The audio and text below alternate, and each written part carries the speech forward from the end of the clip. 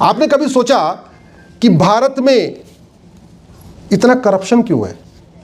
जहां जिस देश में हरिश्चंद्र पैदा हुए, जिस हरिश्चंद्र की कहानियां पूरे दुनिया में पढ़ाई जाती हैं, उनके देश में इतनी समस्या क्यों है? आपने कभी सोचा कि भारत में इतनी घूसखोरी, कमीशनखोरी क्यों है? इतनी जमाखोरी, मिलावटखोरी क्यों है? इतनी कालाबाजारी, इतना नशा तस्करी क्यों है? इतनी मानव तस्करी क्यों है? इतने अवैध हथियारों का कारोबार क्यों है? इतनी गौ तस्करी क्यों है?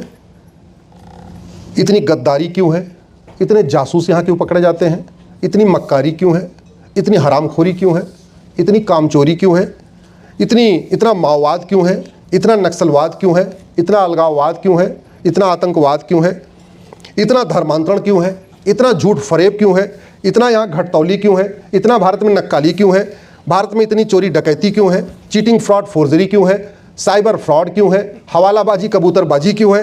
पत्थरबाजी क्यों है? तोलाबाजी क्यों है? जातिवाद क्यों है? भाषावाद क्यों है? क्षेत्रवाद क्यों है? पंथवाद क्यों है? इसमें से कौन सी समस्या दुबई में है, जरा मुझे बताना। इसमें कौन सी समस्या सिंगापुर में है, मुझे बताना। इसमें कौन सी समस्या जापान में है, मुझे बताना। ये सब कुछ भारत में क्यों है?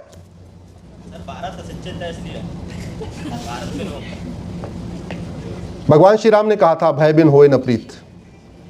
भगवान कृष्ण ने कहा था, सठे साठ्यम समाचरित।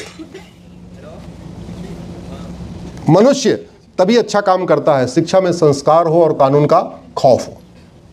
खौफ नहीं होगा, जरूर से ज्यादा उसको फ्रीडम मिलेगी, वो बेलगाम हो जाएगा, कुछ न कुछ उल्टा सीधा काम करेगा। वही सांड जब ठीक से रखा जाता है उसको बांध के, तो खेत में जुताई करके फसल पैदा करता है, और वही सांड जब छोड़ दिया जाता है तो सड़क पे जाके 2-4 लोगों को मार मार के रोड एक्सीडेंट भी कर देता है। आपको अगर रेड लाइट ना हो तो कल्पना करिए, अगर ट्रैफिक के नियम ना हो तो कल्पना करिए, अगर रेड लाइट आपके फ्रीडम को रोक रही है, आपकी अपनी स्पीड को रोक रही है, आपको जाने आने में आपकी फ्रीडम रुक रही है, लेकिन वो रेड लाइट आपको क्या कर रही है? ट्रैफिक लाइट आपको क्या कर रही है? आपके जीवन को बचा रही है। इसलिए रेगुलेशन जरूरी है, इसलिए कंट्रोल जरूरी है। भारत की सबसे बड़ी समस्या यह है कि भारत में झूठ बोलना पाप है, लेकिन झूठ बोलना अपराध नहीं है। भारत की सबसे बड़ी समस्या यह है, यहां झूठ बोलना फ्रीडम ऑफ स्पीच कहलाता है, फ्रीडम ऑफ एक्सप्रेशन कहलाता है। अमेरिका में, सिंगापुर में, जापान में, ऑस्ट्रेलिया में झूठ बोलने पे 10 से 20 साल सजा होती है।